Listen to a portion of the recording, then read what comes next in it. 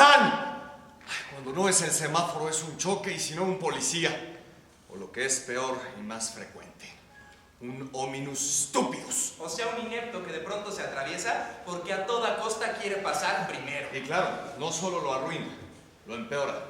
Vaya con la modernidad. Nunca me imaginé que vivir en una ciudad tan grande fuera... En este país los segundos y terceros pisos no son la gran solución. Con eso de que nos reproducimos como microbios, ya somos millones jugándonos la vida. Como el señor Sommer. Él sí, por nada del mundo podría tolerar esta locura. Y eso que es lo menos desquiciante, ¿eh? Sí, de verdad. El tráfico debería ser el mal del siglo, pero no. No es solo cuestión de motores. Porque cuando dejo el auto en casa, digo, no se puede ir en auto a todas partes. Imagínense de qué tamaño tendrían que ser los pasillos del supermercado o del banco. Pues no, ya bastante tenemos con las señoras gordas. Especialistas en abandonar el carrito del súper a mitad de tu camino o justo en la caja en donde estás formado para pagar.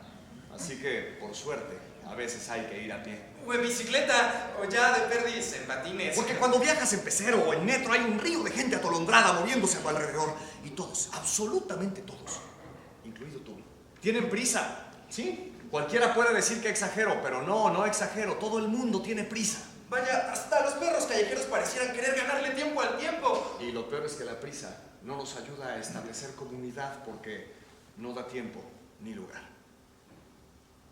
¿Y la vida? Se nos vuelve una imagen confusa.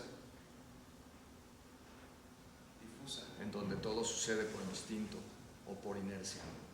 Te olvidas de pensar en nosotros. De pensar en ti. En las cosas que te rodean. En las imágenes que pasan. Y el paisaje se vuelve triste y gris. Y entonces, en cada hombre, mujer o niño, veo algo que me aterra. El otro día íbamos como 847 cristianos, unos cuantos protestantes y 4 o 5 de creencias desconocidas, en un claustrum quadrangulus naranjos, un vagón del metro a la hora pico. Cuando de ser humano pasas a ser sardina, porque todos viajan impregnados, los unos contra los otros o los otros contra los unos, tratando ferozmente de respirar. Y entre todos nosotros, una pobre anciana, implorándole a Dios y a todos los santos que en la próxima estación pudiera bajar. Por favor, voy a bajar. Ay, en nombre de la Virgen de Guadalupe, la Virgencita de la Soledad. Esa debería ser nuestra Virgen, la de todos nosotros.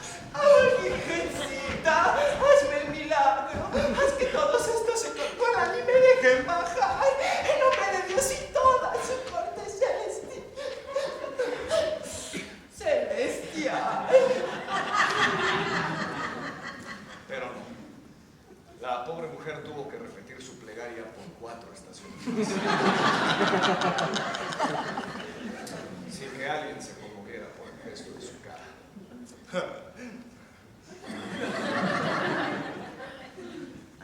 Tan parecido al del señor Sommer.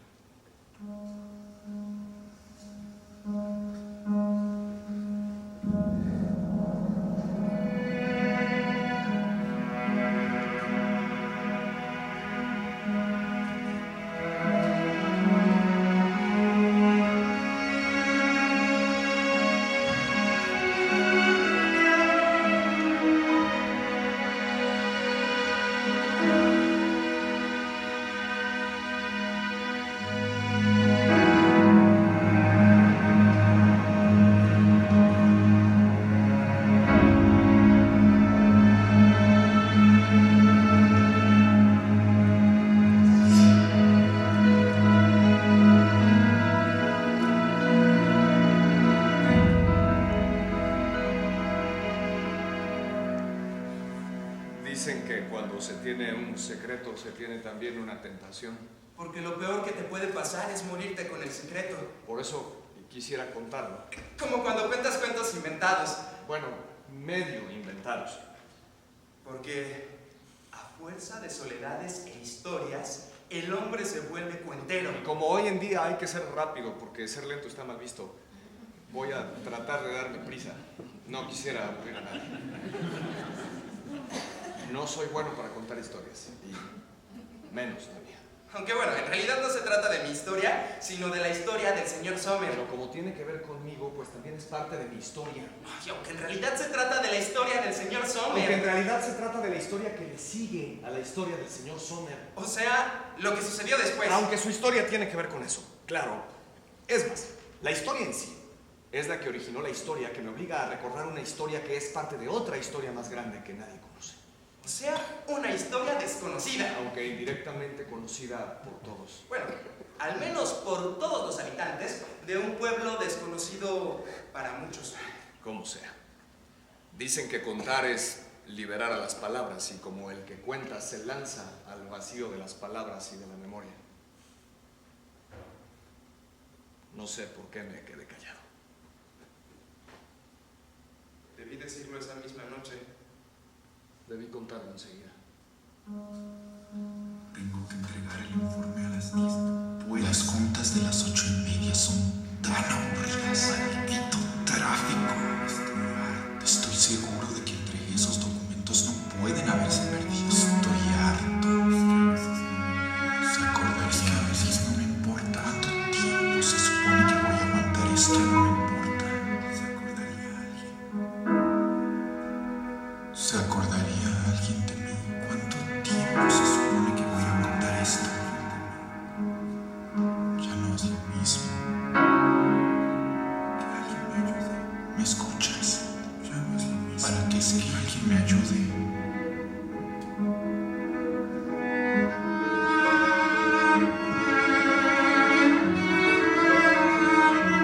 ¿Me escuchas? ¿Me escuchas? ¿Me escuchas?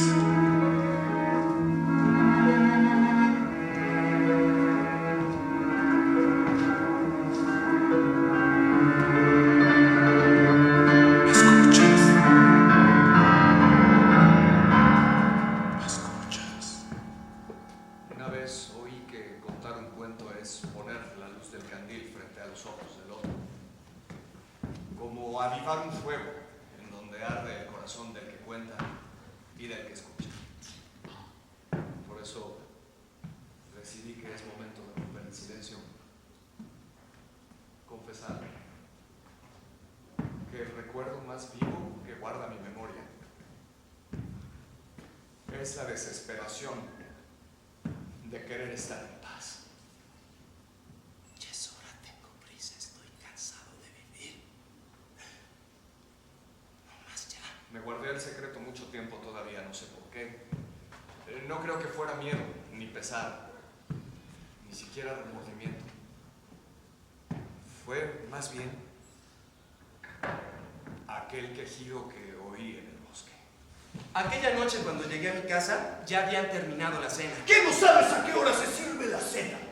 Tu pobre madre matándose en la cocina y tú las horas en casa de los amigos.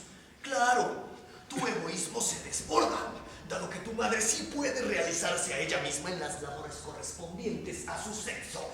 Mi padre era un hombre un poco anticuado. Porque la cocina, jovencito, es solo para las mujeres. Mi padre creía que una mujer Que no sabe cocinar es mejor que se arroje al menos por la ventana.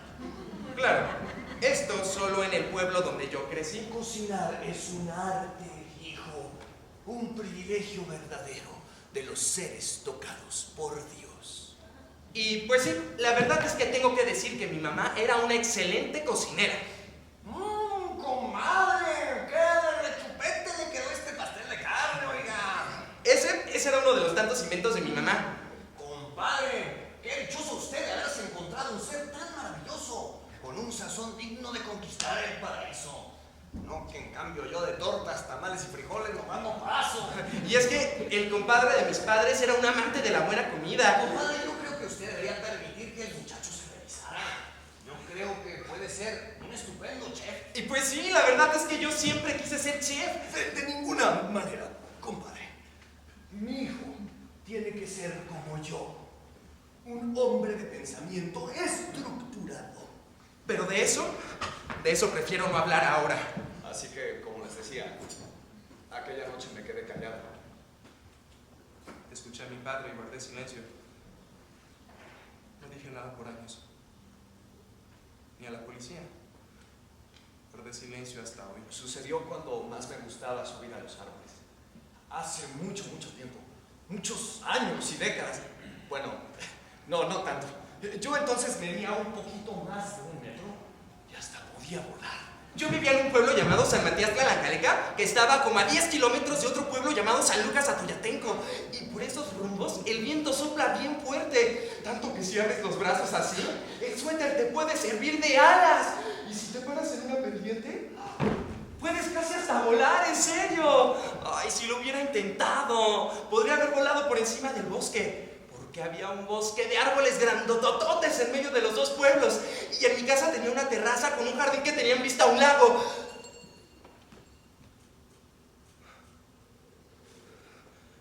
Pero el lago tenía el agua siempre muy fría. Por eso a mí me gustaba más subirme a los árboles. Y es que subir a los árboles no era cosa fácil, ¿eh? Para empezar con la bajada, porque subir era bien fácil.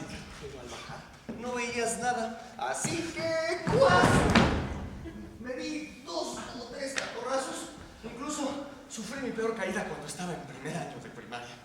Fue desde una altura de 4,5 metros y se ajustó fielmente a la primera ley de Galileo, que dice que la distancia de la caída es igual a la mitad del producto de la aceleración de la gravedad por el tiempo al cuadrado.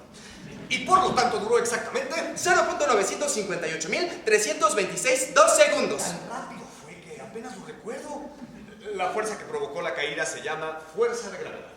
Así que de la caída saqué, además de ese elemental descubrimiento, un chichón. El chichón desapareció a las pocas semanas, pero con el paso del tiempo he tenido sus consecuencias. Incluso ahora padezco cierta confusión mental e incapacidad para concentrarme. Por ejemplo, ahora que les estoy hablando de la caída de los árboles y no realmente de lo que les quería decir, ¿verdad? Pero bueno, como les decía, cuando todavía me subía a los árboles... Porque me subía a cada rato. Y bien, pues no siempre me caía. Incluso podía subirme a los árboles más intrepables. Y hasta podía pasarme de un árbol a otro. Y me construía sillitas en lo alto de los árboles. Y hasta una casa me hice. Con su tejado, sus ventanas. En pleno bosque a 10 metros de altura. Porque en los árboles podías estar tranquilo. Hasta ahí no llegaban los gritos de tu madre o las órdenes de tu hermano mayor. Solo el ligero murmullo de las ramas de los árboles, las hojas que se movían con el viento, era casi como volar. Bueno, no era tan emocionante, pero definitivamente sí era chido. Pero lo que yo quiero contarles es la historia del señor Sommer. Nadie sabía cómo se llamaba o a qué se dedicaba. Sí, nadie sabía si era doctor, ingeniero, cocinero, carpintero. Vaya, su apellido podría ser cualquiera, su nombre también, pero nadie lo sabía. Lo más lo conocíamos como señor Sommer. Y solo se sabía que su esposa, la señora Sommer, hacía unas muñecas que llevaba a la oficina de correos en paquetes muy grandes. La señora Sommer, porque así le decíamos todos, salía todos los días de su casa para después dirigirse al correo y hacer siempre las mismas cosas. Entraba a la iglesia y se tardaba las horas. Luego iba a hacer sus compras y volvía a su casa para que nunca más la volvieras a ver. Hasta que de nuevo salía con otras muñecas. También ella era muy rara. Nadie sabía de dónde habían venido. Un día llegaron ella en autobús y él a pie. No tenían hijos, ni parientes, ni absolutamente nadie que los viniera a visitar. A ver, jovencito, quítese de mi camino que llevo prisa. El señor Sommer era la persona más famosa de toda la región. No había hombre, mujer o niño, ni siquiera perro, que no le conociera. Todos sabíamos quién era él. Bueno, no exactamente. En realidad se decían muchas cosas del señor Sommer. ¡Ay, pobrecito del señor Sommer! Se me hace que tiene claustrofobia. Ay, mujer, ¿cuándo vas a aprender a hablar bien? Se dice claustrofobia. Y además esa es una enfermedad que te impide estar tranquilo dentro de tu habitación. Mis padres. ¿Dentro de tu habitación o de cualquier otro lugar? La palabra claustrofobia proviene del latín y del griego. Se compone de 2 partes. Claustrum, que significa encierro o encerrado, y fobia, que quiere decir... ¿Y por eso el señor Sommer tiene tics? Tics. La señora Rita decía que cuando el señor Sommer se sentaba, le entraba una especie de temblorina, que por eso tenía que andar caminando todo el tiempo. Ay, pues a lo mejor lo hace para que nadie se dé cuenta. En eso se parece a los caballos, que cuando se enferman de los nervios, les entran espasmos y temblores justo cuando están en la mitad. A mi padre le gustaban mucho las carreras de caballos, por eso sabía tanto del tema. Ay, el señor Sommer, no, querido, no es un caballo. Simplemente tiene de esta claustrofobia. Eso es. Por eso no puede estar encerrado y tiene que caminar todo el tiempo. A lo mejor tiene una pierna de más. ¡Ay, no digas tonterías! Tiene claustrofobia. Ya lo digo bien. Por esta enfermedad, el señor Sommer no puede quedarse quieto. Y como no puede quedarse quieto, tiene que estar siempre al aire libre. Y como tiene que estar siempre al aire libre, pues tiene claustrofobia. Eso es. Por eso camina y camina. Y es que sí, el señor Sommer caminaba todo el tiempo. Desde la mañana temprano hasta la noche, no paraba. Así nevara, granizara o lloviera a cántaros. Él andaba como de excursión. Era inconfundible, incluso a distancia, porque en invierno llevaba un abrigo largo con un sombrero con una bola, y en verano usaba unos pantaloncitos cortos con un sombrero también muy raro, además de dos cosas que nunca le hacían falta: un bastón tan largo que más bien parecía una garrocha y una mochila que por lo general estaba vacía. La verdad es que del señor Sommer se sabía muy poco. Por más famoso que fuera, en realidad nadie lo conocía. Su figura alta y delgada se movía por todas partes como una sombra. Iba y venía de un lado a otro, siempre con prisa, caminando todo el tiempo sin descanso. Pero, ¿por qué? ¿Y para qué caminaba el señor Sommer todo el tiempo? No se sabía. Nadie sabía. Por la mañana se colgaba la mochila en la espalda, tomaba su bastón y se marchaba deprisa. Atravesaba el bosque, rodeaba el camino del lago, iba a la ciudad y volvía. Recorría los pueblos hasta la noche. Y si alguien le preguntaba: ¡Hey, señor Sommer! ¿De dónde viene? O ¿a dónde va? Él solo movía la cabeza de mala gana y murmuraba unas palabras que casi no entendías. Y antes de que uno pudiera preguntarle: ¿qué? ¿Cómo? Él ya se había ido. Solo una vez le escuché decir una frase clara y completa.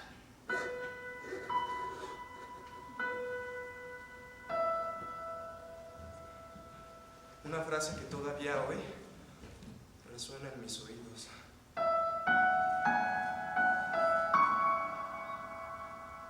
Fue un domingo de julio por la tarde, durante una fuerte tormenta.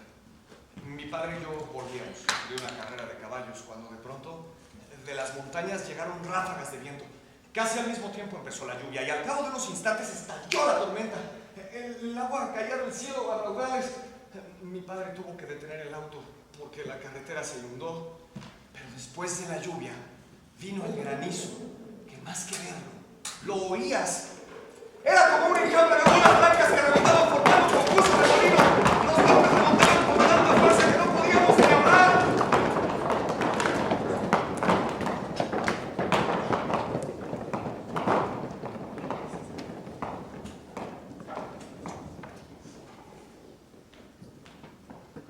Al cabo de unos momentos, todo había terminado.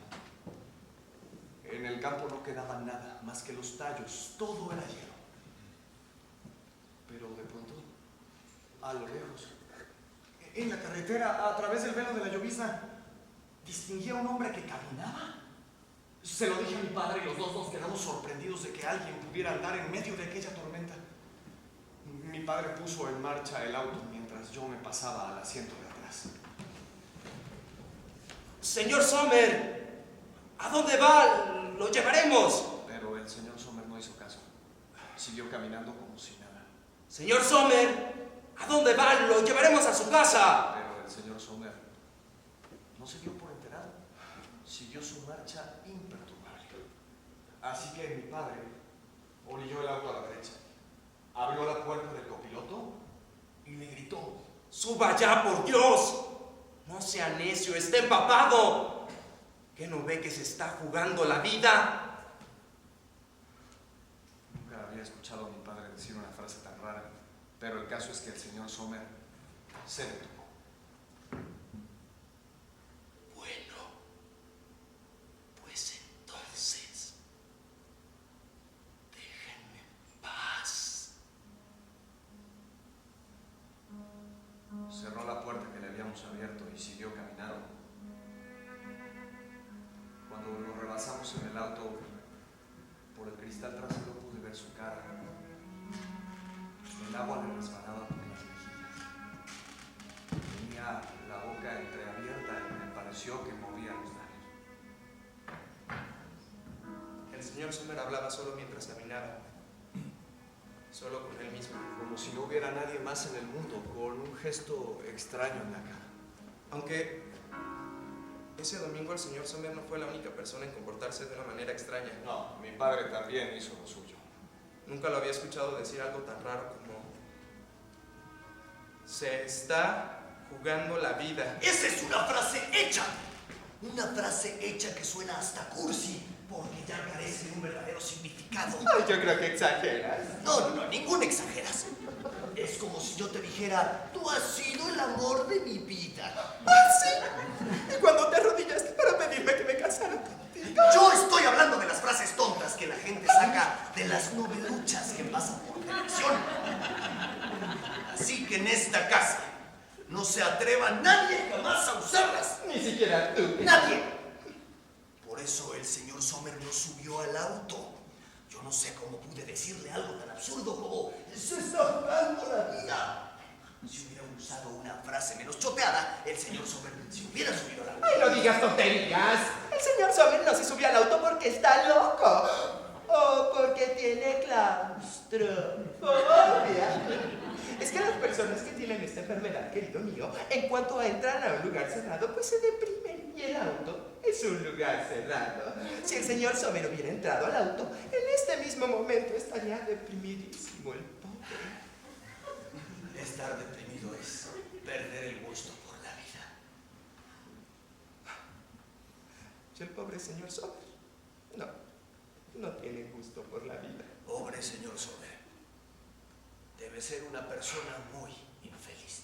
Claro, el señor Sommer no era una persona feliz. Porque cuando uno hace lo que le gusta, no pone la cara como la del señor Sommer durante aquella tormenta. Esa cara la pone el que tiene miedo, el que tiene sed mientras llueve. Tal vez por eso me quedé callado. ¿Ya les dije que mi escuela estaba en medio de dos pueblos? Sí, San Matías Tlalancalecá, que era donde yo vivía, y San Lucas Atoyatenco, que la verdad era un pueblo muy feo. Pero bueno, el caso es que mis días de escuela luego fueron bastante comunes. Nada fuera de lo normal: tareas, regaños, excusas y el descubrimiento del primer amor. Y el desengaño. Es que en mi salón había una niña que cuando se reía era la más bonita de todo el mundo. Yo podría haberla observado todo el tiempo, y lo hacía siempre en clases y en el recreo y cuando hacíamos honores a la bandera, pero con mucho disimulo, porque no quería que Rosbelina, porque así se llamaba, Rosbelina, se diera cuenta. Es que yo era bien tímido, aunque bueno, en mis sueños no era tan tímido. Ahí la tomaba de la mano, subíamos juntitos a los árboles, la miraba bien de cerquitita, la abrazaba y le soplaba en la nuca. Ay, qué bonitos sueños, no voy a quejarme, pero sueños al fin, porque desgraciadamente Rosbelina, como todos los demás niños de la escuela, vivía en San Lucas y yo en San Matías, así que nuestros caminos prácticamente se separaban en la puerta de la escuela. Además, ni me pelaba. Hasta que un día sucedió un verdadero milagro. Hola. Tú vives en San Matías, ¿verdad? Ajá. ¿Y te vas siempre solo? Ajá. Pues el lunes iré contigo.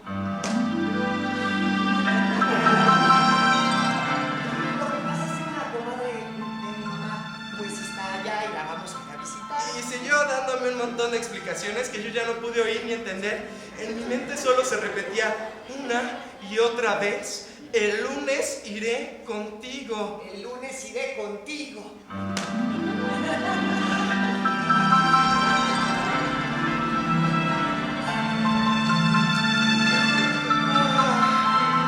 Y claro, ese fin de semana me fui a recorrer todo el pueblo en busca de un buen itinerario, porque porque el camino a San Lucas tenía que quedarse corto con las maravillas que Rosbelina vería camino a San Matías, que era donde yo vivía.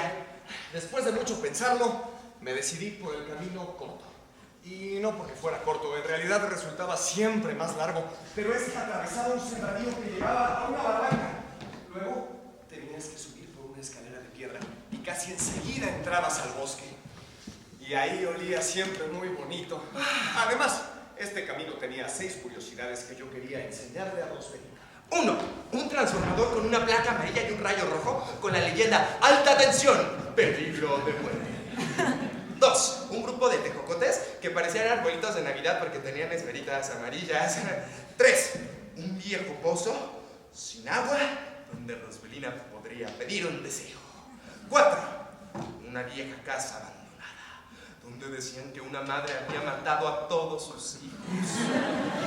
5. Un arroyo de agua cristalina donde mi Rosbe podía beber agua si quería. Y por último, como punto culminante del recorrido, un inmenso árbol de capulín, donde pensaba subir con Rosbelina para contemplar el paisaje y, de ser posible, acercarme a ella para soplarle la nuca. Y claro, ese lunes amaneció, inmaculadamente hermoso. El sol brillaba con un tono de amarillo, que era un tono de amarillo, pues bien amarilloso.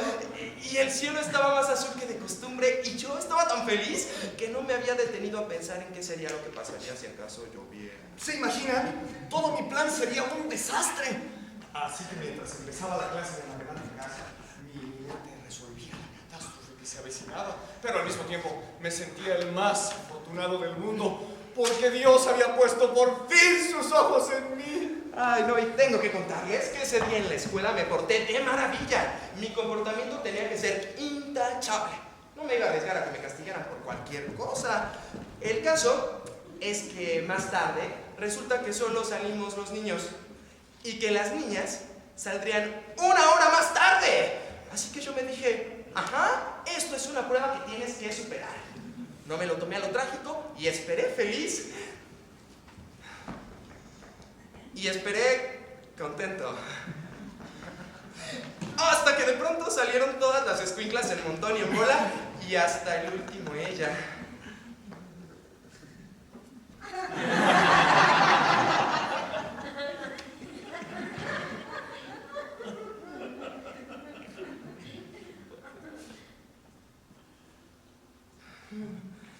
Hola, ¿me estás esperando? Sí. Ay, qué triste. Ya no puedo ir contigo.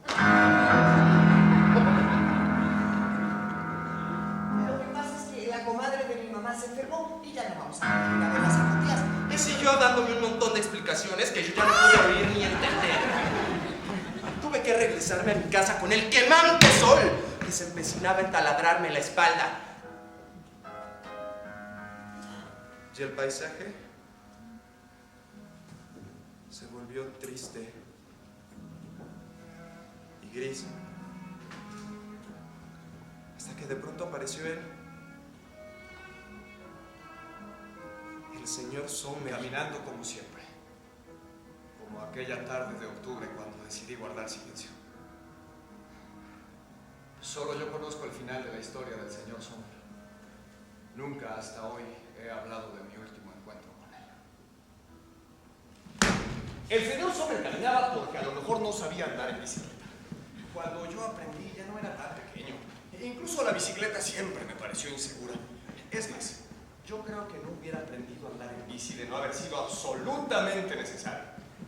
Y lo fue porque yo tenía que ir a estudiar piano. Y para estudiar piano tenía que ir a la casa de una maestra que vivía como a 1 hora de camino a pie, o 13 minutos y medio en bicicleta, según cálculos de mi hermano. Claro que para mí no contaban los 13 minutos y medio.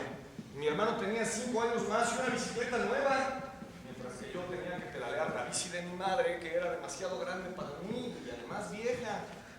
Total, yo me tardaba 25 minutos en llegar a casa de la señorita Ceroni.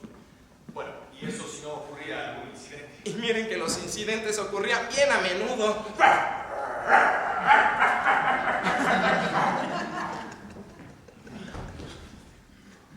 Esta Se llamaba señorita María Luisa Cerón. Para ser exactos, señorita Cerón. Y es que ella le daba mucha importancia a lo de señorita porque decía que era una muchacha soltera de edad de merecer. Aunque a mí más bien me parece que era señorita porque aunque hubiera querido no hubiera podido llamarse señora. Estaba toda vieja, encorvada, arrugada, con el cabello grisáceo, bigotito negro y el pecho tan liso como una tabla. Además, tampoco podía ser señora Cerón, porque ya había una. Sí, la señorita Cerón tenía madre. Y si la señorita Cerón era vieja, no sabría qué decirles de la señora Cerón. Debió tener por lo menos 100 años. Estaba en el mundo de un modo muy limitado porque no se movía, ni hablaba, ni nada. Era como un mueble. Esta señorita Cerón era una profesora muy severa y exigente. Si no estudiabas a conciencia, se ponía colorada. Agitaba furiosamente los dedos en el aire y te gritaba: ¡Estúpido mocoso del demonio! ¿Por qué no haces tu tarea? La mano. Así era la señorita Cerón. ¿Cómo no recordarla si vivía aterrorizado aproximadamente un año? Una vez llegué con 10 miserables minutos de retraso. ¡10! Todo por culpa de un maldito perro, 2 coches y 4 peatones. El Rottweiler de la señora Rita me había perseguido hasta pescarme del pantalón y entretenerme en un forcejeo. Los 2 coches se cruzaron en mala hora y los 4 peatones, imprudentemente, se atravesaron cuando yo tenía que pasar primero. Así que cuando llegué a casa de la señorita Cerón, ella se paseaba por la sala, colorada y moviendo la cabeza. ¿Sabes qué hora es? Yo, como no tenía reloj, mejor me quedé callado. ¡Mira! Señalando la pared. ¿Dónde andabas? Yo traté de explicarle lo del perro, pero ella no me dejó terminar. No me dejó explicarle ni ¿Con siquiera relajando con un perro? Y encima de todo comiendo helados. Claro, sí conozco yo a los chiquillos como tú. Se la pasan en el kiosco de la señora Gómez con ninguna otra cosa en la cabeza más que comer helado. Esto era el colmo. Decir que me había parado en el kiosco de la señora Gómez a comprar un helado cuando yo ni dinero tenía. Eso lo hacían mi hermano y sus amigos, pero yo no. Yo tenía que mendigarle cada helado a mi madre, a mi hermana. Y ahora, después de pedalear con sobresaltos y sudores, se me acusaba de comer helados. Ante tanta injusticia, me puse a llorar.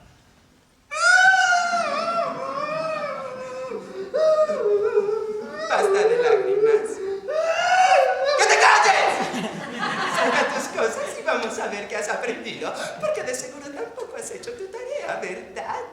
Y en eso, desgraciadamente, tenía razón. En primer lugar, porque yo tenía cosas más importantes que hacer. Y en segundo lugar, porque la lección que me había dejado era asquerosamente difícil. Pero yo hubiera salido airoso, de no ser por el ataque del cochino perro y el regaño. Total, ahí estaba yo, temblando y sudando, con los ojos empañados por las lágrimas, sentado frente al mugre piano y sus 88 teclas. Y la señorita Cerón, que me resoplaba con indignación. Lo que me imaginaba. Llegar tarde, jugar con perros, dar excusas, tomar helados. Eso sí sabe hacer el niño. Pero la tarea... ¡Oh, no! La tarea no. Pero ahorita te voy a enseñar. Y diciendo y haciendo, se sentó junto a mí, me tomó las manos con las 2 suyas y empezó a colocar ahí los dedos en las teclas dispuestas.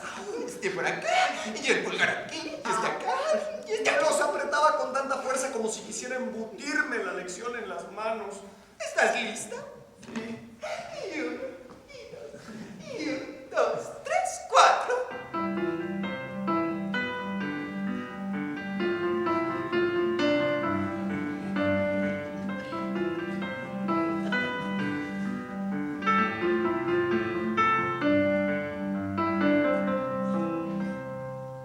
La próxima vez tendrás que sabértelo completo.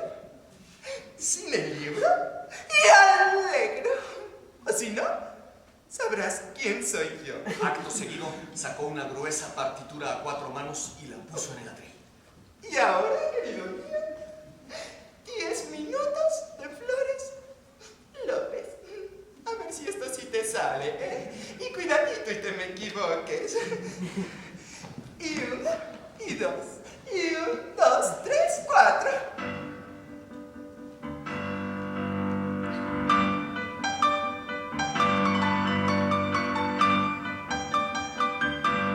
Y empecé a tocar bastante bien, porque como decía mi hermana, aunque no sepas tocar piano, puedes tocar a Flores López. Vaya, si no eres tan bruto como te ves.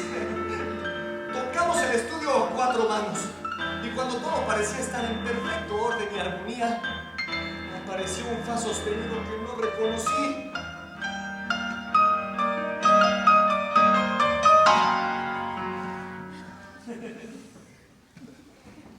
Típico. A la primera dificultad, el señor se nos equivoca. ¿Qué no tienes? ¡Ojos en la cara! Fa sostenido. Fa sostenido. Escucha. Eso es. Otra vez. Y 1, y 2, y 1, 2, 3, 4.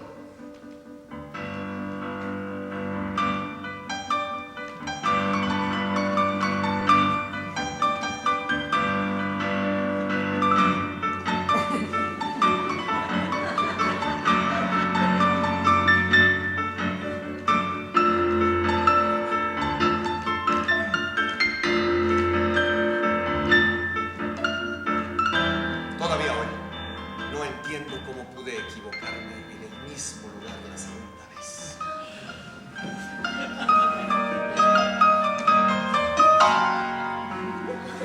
¡Fa sostenido! ¡Fa sostenido! ¿Qué acaso no sabes lo que es un fa sostenido, tarada? ¡Fa sostenido! Escúchalo muy bien. Fa sostenido, fa sostenido, fa sostenido, fa sostenido, fa sostenido.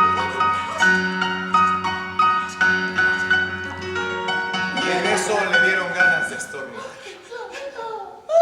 Se pasó el dedo índice por el bigote, siguió tocando y de la nada sacó un pañuelo para limpiarse la nariz. Pero yo ya no pude verla. Me quedé mirando el fa sostenido y me puse blanco. En el borde de la tecla había quedado pegado un moco.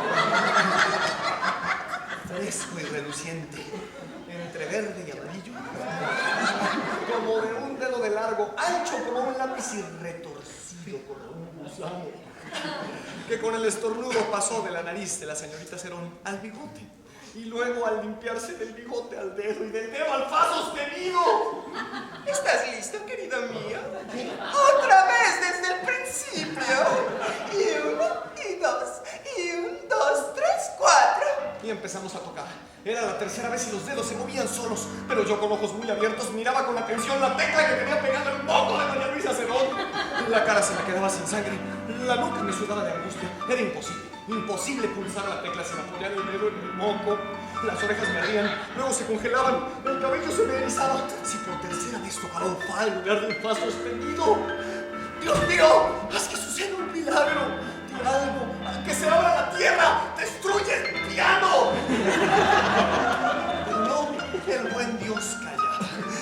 Y ahora un fa sostenido. Casi no me dio tiempo de quitar las manos antes de que cayera la tapa del piano. ¡Ay, es malcriado, sin vergüenza! ¡Lo haces de adrede! ¡Pero de mí no te burlas! Hablaré con tu padre, hablaré con tu madre. Que te castiguen 3 semanas. Todos los días de escalas. La mayor, sol mayor, fa sostenido, todo sostenido. Hasta que te lo sepas hasta en tus sueños. Y yo misma con estas manos. Y a veces se quedó sin voz. La cara se le puso como granate y agitó los brazos en el aire como si fuera a estallar.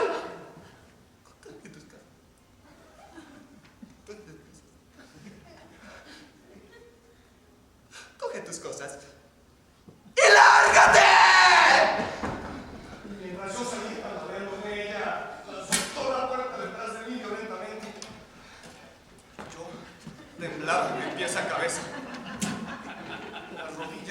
estrangulaban y por supuesto que no podía montar la bicicleta.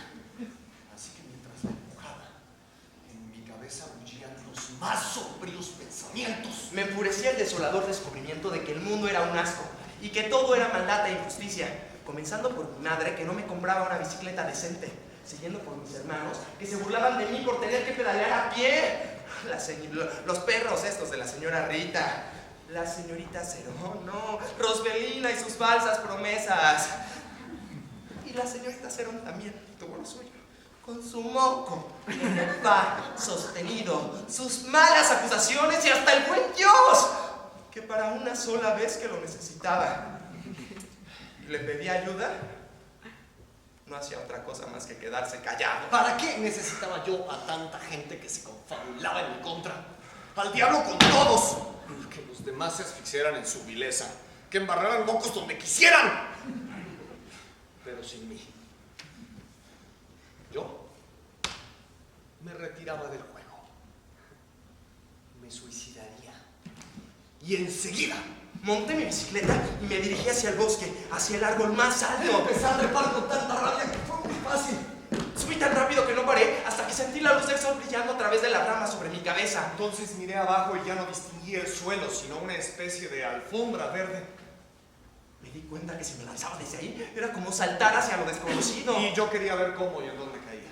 Así que me decidí a bajar un poco sujetándome del tronco, hasta que llegué a un lugar que me pareció ideal, porque desde ahí mi caída no tendría obstáculos, garantizándome un golpe seco y mortal. Me senté en una de las ramas y ahí recapacité. Empecé a imaginar el entrañable acto de mi entierro.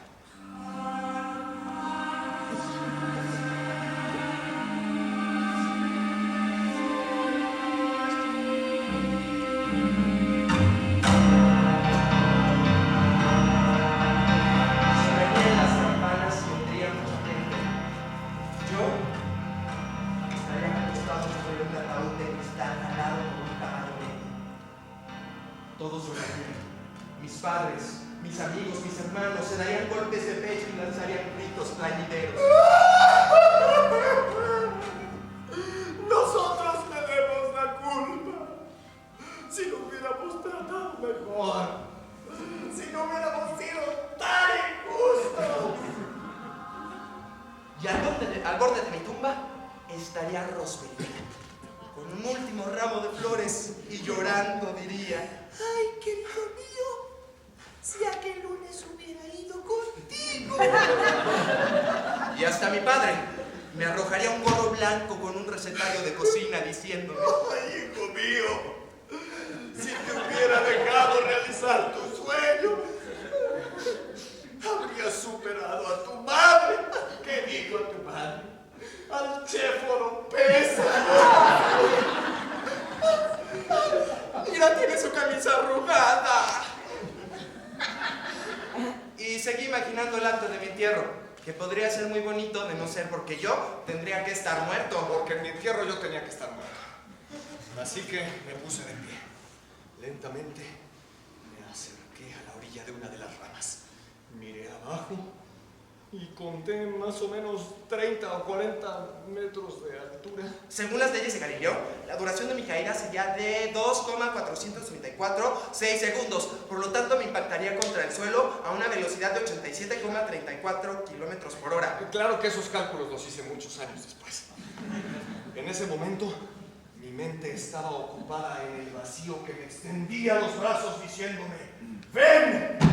¡Ven! Era como si de pronto alguien hubiera cortado los hilos malditos que me habían hecho una marioneta del cruel destino. Ahora yo era libre para lanzarme al vacío y terminar de una buena vez con todo. Así es, el sueño de todo hombre sería realidad. Yo me independizaría de un ser omnipotente que me había ignorado y al que todos llaman Dios. Ya no estaba dispuesto a seguir siendo maltratado ni por perros ni por mocos. Era momento de rebelarse ante el mísero destino. Así que empecé a contar. 1, 2... Y me detuve. De pronto tuve la duda de lanzarme con los ojos abiertos o cerrados. Así que decidí lanzarme con los ojos cerrados. 1, 2, y en eso unos extraños golpes me interrumpieron. ¿Vieron? Era como el sonido de metrónomo de la señorita Cerón interrumpiendo mi cuenta. Era como si alguien se quisiera burlar de mí. Abrí los ojos y al instante escuché un jadeo como de animal. Y debajo de mí apareció el señor Sommer. Justo en el lugar de mi caída. Así que si me tiraba, no me hubiera matado yo solo. Me hubiera aplastado a él también. Y yo no era un asesino. El señor Sommer miraba para todos lados como tratando de asegurarse que nadie lo siguiera. Después se quitó el sombrero, se quitó la mochila y se recostó en el piso. Apenas lo hizo, lanzó un suspiro estremecedor, que más bien se parecía como al quejido de un enfermo donde se entremezcla la desesperación y el ansia de consuelo, pero sin paz, sin consuelo. Porque apenas lo hizo, se puso de pie de nuevo y de la mochila sacó un pan que prácticamente se engulló. Era como si detrás de él viniera un temible perseguidor. Después sacó su cantimplora y dio un sorbo de agua con la misma prisa frenética de siempre, para después alejarse entre los árboles del bosque como de costumbre. Yo me quedé sentado en la rama sintiéndome ridículo por querer suicidarme por un moco. Después de ver a un hombre que se la pasaba todo el tiempo huyendo de la muerte. O de sí mismo. Como yo ahora. Como toda la gente que cruza las calles por entre los autos. La prisa del señor Sommer no cabía en todo el pueblo. Por eso me quedé sentado en la rama. Después me fui a mi casa y perdoné humildemente a todos los que me rodeaban. Pero eso no es lo que les quería contar. Hoy, después de tantos años, quiero hablar de mi último encuentro con el señor Sommer y el final de su historia. Porque de tanto verlo, el señor Sommer se fue volviendo parte del paisaje. Y todos, absolutamente todos, lo fuimos ignorando poco a poco. Uno no va por la vida diciendo, ¡mira, un poste! Lleno de sorpresa. ¡Oh, mira, un puente! Como si fuera algo extraordinario. Así que el señor Sommer empezó a dejar de ser importante. Como los sueños que soñamos cuando somos niños. Porque he de confesarles que quisiera no arrepentirme de nada, pero me faltó coraje para escribir mi propia historia. Me faltó cerrar los ojos, extender los brazos y lanzarme al vacío. Dice que la señora Sommer murió, pero nadie sabe por qué. Mucho menos fueron al entierro. Y el señor Sommer empezó a desaparecer por días y ya nadie sabía si dormía por las noches o seguía caminando como siempre. O si se perdía en el bosque escapando como aquella tarde. Así que debo ser sincero y decirles que después de que el señor Sommer me salvara la vida, crecí. Pero antes de llegar al final de nuestra historia, me gustaría contarles un suceso que marcó la tragedia tanto en mi casa como en la casa de mi mejor amigo. Claro, porque no les he contado que en la vida mi mejor amigo se llamaba Eliseo. Y éramos los mejores amigos del mundo. Mi amigo Eliseo, que hoy es mesero de un restaurante francés bastante famoso, en aquel entonces era la única persona que comprendía mi sueño más grande. Mira lo que te traje, es igualito al del comercial. Y es que por aquel entonces pasaban un comercial en la televisión. No, hombre, que era el mejor comercial del mundo. Aparecía un tipo muy chistoso cantando.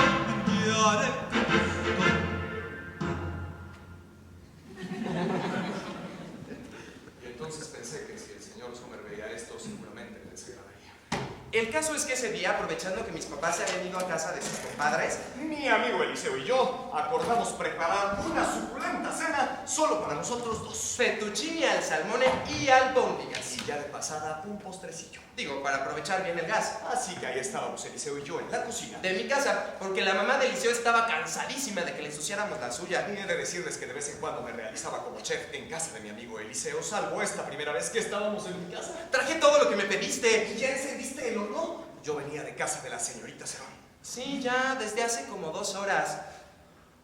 Y ahí es donde estuvo el problema. Claro que ahora veo muy lógico todo lo que sucedió Sí, después. bueno, pero por aquel entonces yo no me lo imaginaba, y menos el pobre de Eliseo. Ese día yo encendí el horno a 365 grados según las instrucciones de la revista. Íbamos a hornear unas galletas envueltas en papel de aluminio. Claro que la revista solo decía encienda el horno con anterioridad. Sí, esa revista tenía muchas incoherencias, así que nosotros nos pusimos a prepararla más. Y una vez que estuvo lista, empezamos a poner en los envoltorios de papel aluminio bien apretados. Había otra pequeña inconsistencia en la receta. No especificaba que si usabas levadura ya no le pusieras polvo para hornear, así que nosotros le echamos de los dos y un poquito de brandy. Ah, porque se trataba de galletas envueltas para regalo. Así que cuando estuvieron listos los envoltorios, los metimos al horno.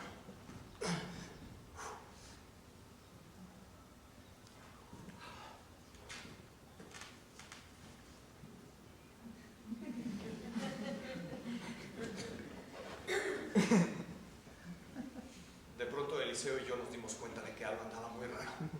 Así que decidimos sacar las galletas del horno.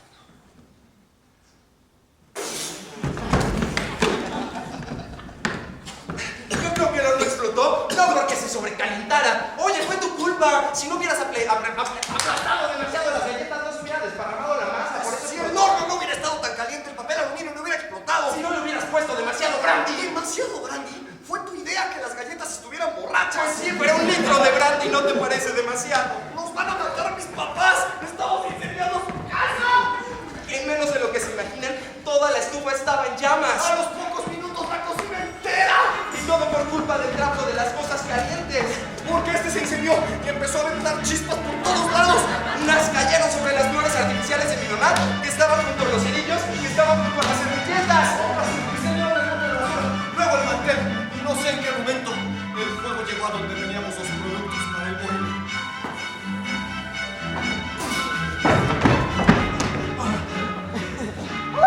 ¡Cornelio! ¡Por tus pichicaterías! Te dije que compráramos el polvo Y todos corríamos por todas partes, intentando apagar el incendio. Y lo único que conseguíamos era expandir más las llamas. ¡Ay, Cornelio, por tus imprudencias! ¿Y ahora qué vamos a hacer? Hay que evitar que el fuego llegue a la instalación de gas. ¡No, con el aceite no!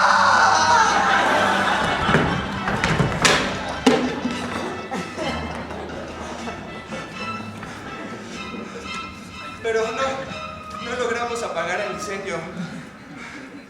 Cuando creímos que todo estaba perdido, apareció el señor Sommer caminando como siempre, pero con una prisa incomprensible. Y justo atrás de él, los bomberos de San Lucas Atoyatenco, que llegaron casi al mismo tiempo que los de San Matías Tlalancalecca. Después nos enteramos que el señor Sommer extrañamente se había detenido en el almacén del pueblo a comprar gasolina. Y como él nunca hacía las compras, a todos les pareció sospechoso. De hecho, pensaban que intentaba vengarse de sus frustraciones incendiando el bosque. De hecho, fue el mismo dueño del almacén el que alertó a los bomberos de San Lucas temiendo que el señor Sommer quisiera incendiar hasta el pueblo.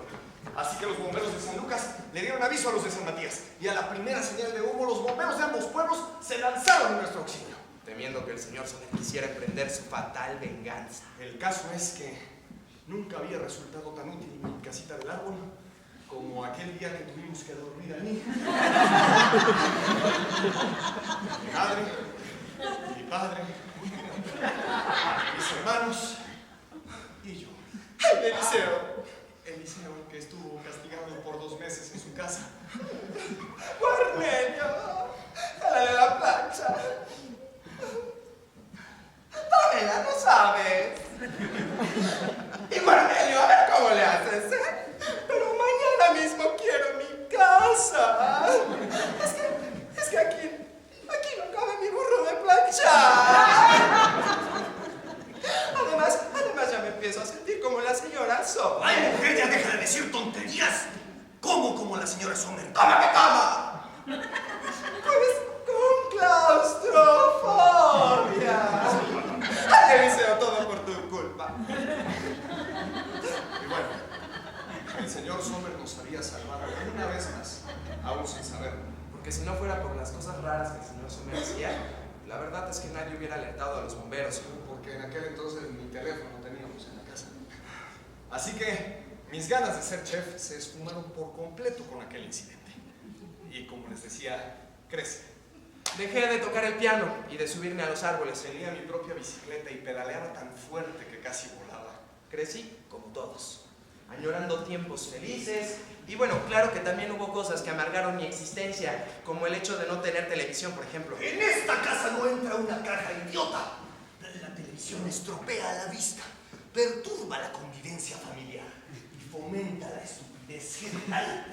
A excepción de un solo día en el que la televisión no estropeaba la vista ni fomentaba la estupidez general. Lo único que vale la pena ver por televisión es la carrera en el hipódromo. Y como nadie lo contradecía, yo tenía que quedarme callado e ir a la casa de mi mejor amigo Eliseo a ver nuestro programa favorito, Mamá nos complica la vida. O una que otra película que por lo general terminaba a las 8, hora exacta en la que mi mamá servía la cena. Así que mis escapadas televisivas eran siempre un merequetengue. Tenía que elegir entre el final de la película o el sermón de mi padre contra la televisión destructora de la armonía familiar. El caso es que esos incidentes tienen justamente que ver con la desaparición del señor Sommer. ¿Y alguien ha visto pasar al señor Sommer? Es que no me ha pagado la renta. Y como siempre se la pasa camine, camine, camine, pues uno nunca sabe cuándo ya se cayó un pozo. O sea, ¿qué onda? Pasaron 2 semanas antes de que alguien notara su desaparición. Nadie sabe de su paradero. ¿Será que se habrá vuelto todito loco? Y no sabe cómo regresar. A lo mejor no se acuerda ni de su mismo nombre. Durante algún tiempo, en toda la región no se habló de otra cosa más que de la misteriosa desaparición del señor Ernesto Maximiliano Aguilar Pérez. Ese era su verdadero nombre. Y no era gringo como pensaban muchos. A lo mejor se fue a Australia, ¿no? Porque con su claustrofobia, ¿no? Nuestro continente le quedó chiquito, ¿no? Un tiempo después, en el periódico apareció una vieja fotografía en la que nadie hubiera reconocido nunca al señor Sommer. Dicen que se fue a las montañas y se cayó al precipicio. Y antes de que las hojas del periódico se pusieran amarillas, el señor Sommer estaba olvidado. Fue una tarde de octubre, después de una sesión televisiva. La película había sido muy mala y se adivinaba el final. Así que decidí irme temprano para llegar junto a la cena. Quería sorprender a mis padres. Tomé la bicicleta y me fui por el camino que rodeaba el lago. Empecé a pedalear con tanta fuerza que sentía el viento silbando en mis oídos, hasta que de pronto a la mitad del camino Se zafó la cadena de la bicicleta como muchas otras veces, así que como no era nada del otro mundo, yo me detuve a arreglarla. Pero mis manos se mancharon de grasa, así que me decidí a ir a limpiármelas a la orilla del lago con unas plantas que crecían ahí. Desde ahí el lago se veía completo. Parecía un espejo de cristal. Y al borde del espejo, ahí estaba el señor Sommer.